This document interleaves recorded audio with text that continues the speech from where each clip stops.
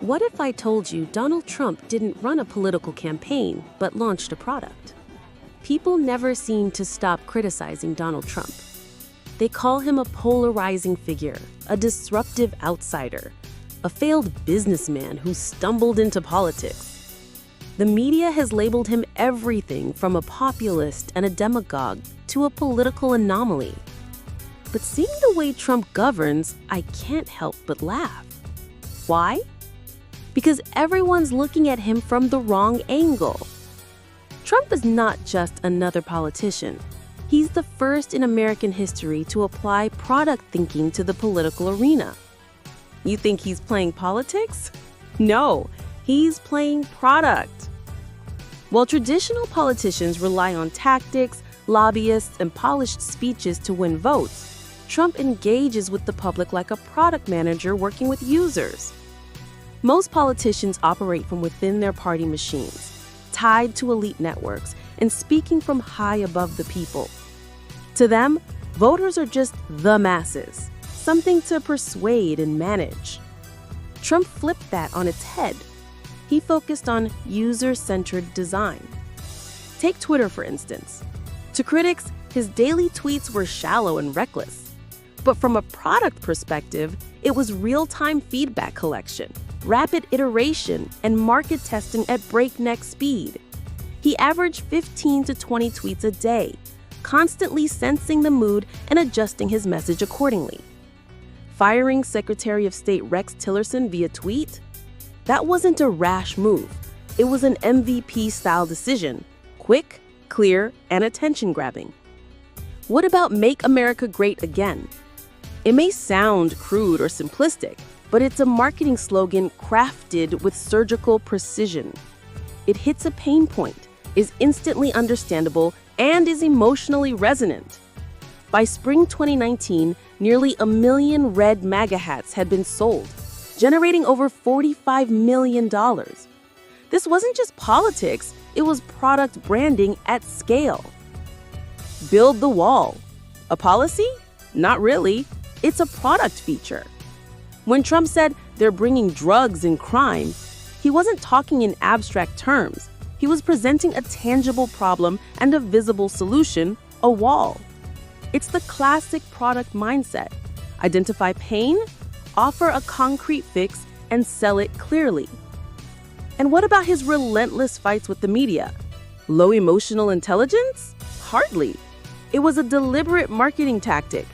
By branding CNN as fake news, he created a common enemy and galvanized his base. The more he was attacked, the more his anti-elite persona solidified. In his world, controversy drives traffic, and traffic is power. Most significantly, Trump was the first politician to discover a massive neglected user segment. While traditional politicians scrambled to win over elites and urban professionals, Trump turned toward the forgotten middle. Ordinary Americans angry at being left behind. Factory workers in Pennsylvania, Wisconsin, and Michigan, people making $30 to $60K a year with high school or community college degrees, Christian values, and deep frustration with elite culture. How did he reach them? He didn't say globalization is disrupting the labor market. He said they're stealing your jobs. That's product language, simple, emotional, direct. In the end, politics isn't really about good management. It's about making people believe you can manage. And Trump nailed it.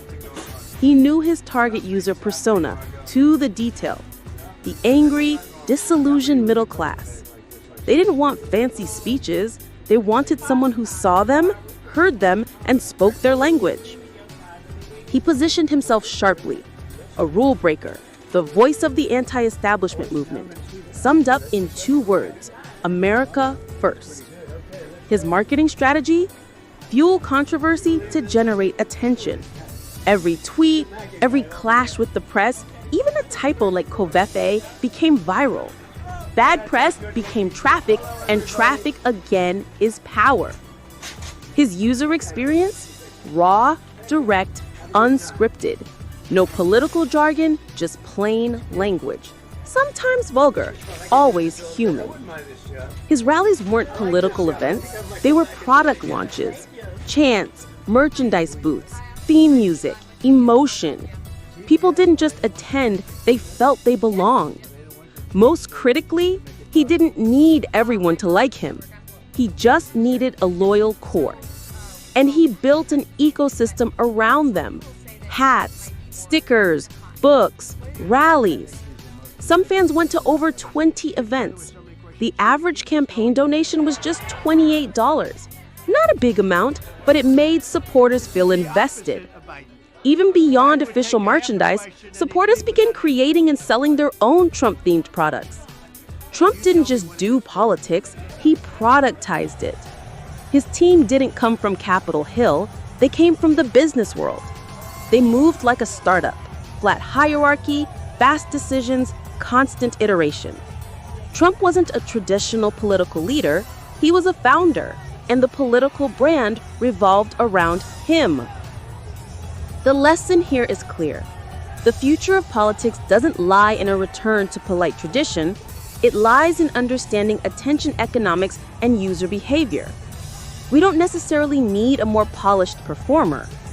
Maybe what we need is someone more honest, or at least a product manager who understands human nature better than anyone else. Are future elections going to be won not by better politicians, but by better product managers? God, I want to just say, we love you, God, and